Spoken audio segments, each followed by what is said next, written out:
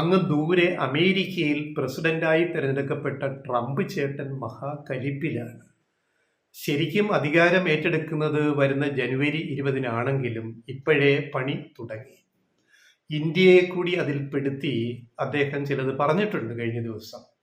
നമ്മുടെ പൊതുവിലയിരുത്തൽ എന്തായിരുന്നു? മാധ്യമങ്ങളുടെയും വിശാരദന്മാരുടെയും ഒക്കെ പണ്ഡിതരുടെ, അമേരിക്കൻ പ്രസിഡന്റായിട്ട് ട്രംപ് വന്നാൽ ഇന്ത്യക്ക് കൂടുതൽ അനുകൂലമാകും എന്നാണ് BJP നയിക്കുന്ന കേന്ദ്ര സർക്കാരും അങ്ങനെയുള്ളവരും സംഘപരിവാറും ഒക്കെ വിചാരിച്ചു വെച്ചത്. പക്ഷേ ഇപ്പം എന്താ കേൾക്കുന്നത്?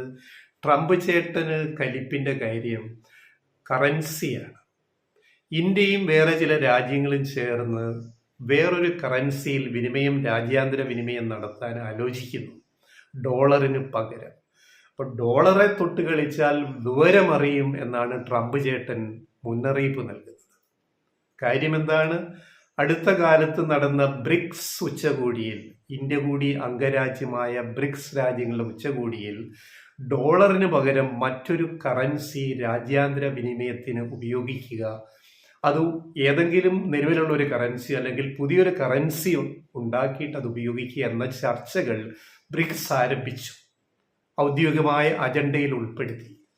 അപ്പോൾ ബ്രിക്സ് ഇപ്പോൾ വളരെ പെട്ടെന്ന് വിപുലമാകുന്ന ഒരു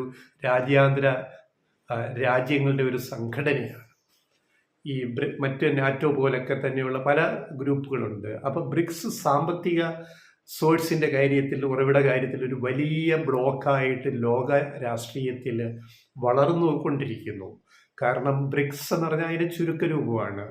അതിലെ അംഗങ്ങൾ ഈ BRICS എന്ന് പറഞ്ഞാൽ അതിലെ അംഗരാജ്യങ്ങൾ നമുക്കറിയാം. Brazil, B for Brazil, R for Russia, BR, I for India, C for China, S for south Africa, ദക്ഷിണാഫ്രിക്ക. ഇതുകൂടാതെ ഇപ്പോൾ ടർക്കി, അതിനു മുമ്പ് തന്നെ ഇപ്പോൾ ഇറാൻ, ഈജിപ്ത്, എത്യോപ്യ, UAE എന്നീ രാജ്യങ്ങൾ കൂടി ബ്രിക്സിൽ അംഗങ്ങളായി കഴിഞ്ഞു. കൂടുതൽ രാജ്യങ്ങൾ ബ്രിക്സിലേക്ക് വരാൻ ആഗ്രഹിക്കുന്നു. ഇപ്പോൾ വന്ന ഈ രാജ്യങ്ങളെ കൂടാതെ ഓൾറെഡി ഇപ്പോൾ തന്നെ ടർക്കി, അസർബൈജാൻ, മലേഷ്യ എന്നീ പ്രധാന രാജ്യങ്ങളും ബ്രിക്സിൽ അംഗങ്ങളാകാൻ അപേക്ഷ കൊടുത്ത് കാത്തിരിക്കുന്നു. കൂടാതെ അപേക്ഷിക്കാൻ തയ്യാറായി വേറെ ഒരു നിര തന്നെ ബ്രിക്സിലേക്ക് വരുന്നു. ഇതെല്ലാം കാണുമ്പോൾ ട്രംപ് ചേട്ടന് ഇത്തിരി കലിപ്പുണ്ട്. കാരണം ഡോളറിൻ്റെ പ്രാമാണ്യം നഷ്ടപ്പെട്ടാൽ സംഗതി ഗുരുതരമാവും, അമേരിക്കയെ ബാധിക്കും.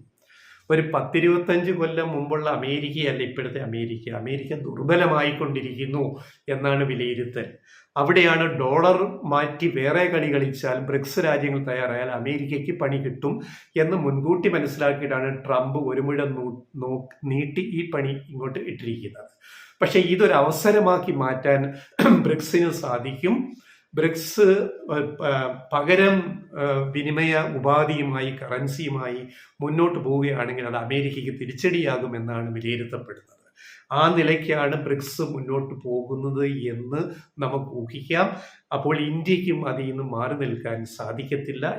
ബദൽ കറൻസി, രാജ്യാന്തര വിനിമയത്തിനുള്ള ബദൽ കറൻസിയിൽ, അത് ഡോളറിന് പകരം മറ്റൊരു നിലവിലുള്ള ഒരു കറൻസി ആവാം, ഏതെങ്കിലും രാജ്യത്തിന്, അല്ലെ പുതിയൊരു കറൻസി ആവാം.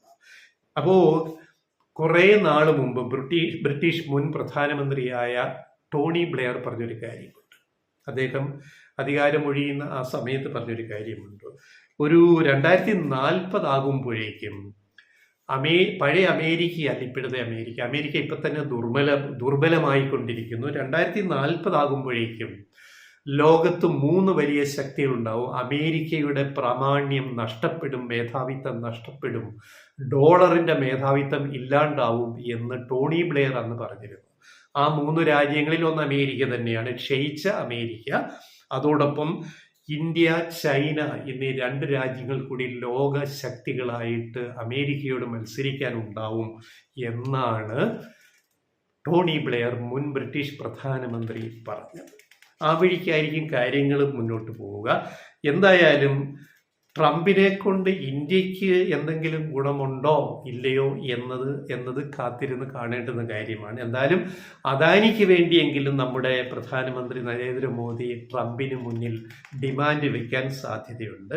പിന്നെ ഇതൊക്കെ ഡോളറിന് പകരം വേറെ രാജ്യാന്തര വിനിമയ കറൻസി എന്നതിലൊക്കെ ഇന്ത്യ ഏതറ്റം വരെ അമേരിക്കയ്ക്കൊപ്പം നിൽക്കും, മറ്റ് ബ്രിക്സ് രാജ്യങ്ങളെ വെറുപ്പിച്ച് നിൽക്കാൻ ഇന്ത്യക്ക് സാധിക്കുമോ എന്നതൊക്കെ വലിയ ചോദ്യങ്ങളാണ്.